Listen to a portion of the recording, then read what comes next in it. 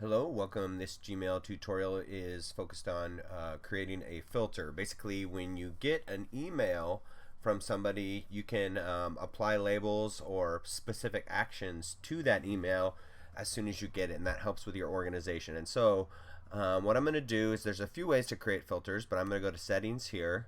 I'm going to click on settings, and then I'm going to go ahead and go to filters and blocked addresses. And I can create a filter from here. I can import filters, or I can create filters. So I'm going to go ahead and create a filter. So a few options. I can create it who it's from, who it's to, what the subject of it is. Maybe it has the words. It doesn't have the words. Greater, the size, has an attachment, and don't include chats. Basically anything from Google Hangouts is also filtered through the mailbox. So I'm going to create a filter from somebody, Benjamin Cogswell. So basically I'm going to create a filter that every time I get an email from Benjamin Cogswell, certain actions will apply. So I'm going to go down here and I'm going to click on the create filter button.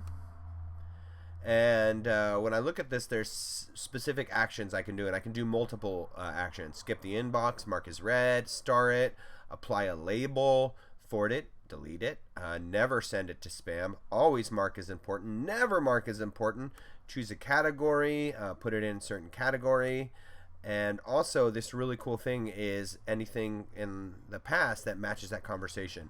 So I would like to apply a label to it, and I'm going to choose a label. I don't have any labels. I'm going to create a new label, and I'm going to call it Cogswell, because that's who it is from. I can name it by a person or a department, and I'm going to go ahead and create. So it's going to, anytime I get a mail from that person, it's going to create a filter to that. I'm going to apply it to any conversations that match this.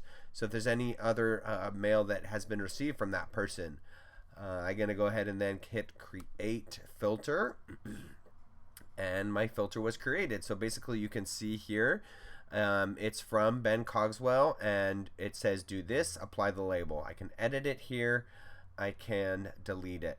Another way I can create a filter is actually up here when I'm going to search mail.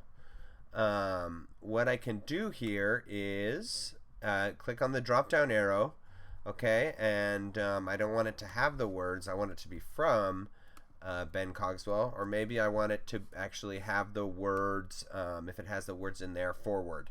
Any forward I get, I want to have it in a specific mailbox. So forward is the words in there, or maybe science could be another example.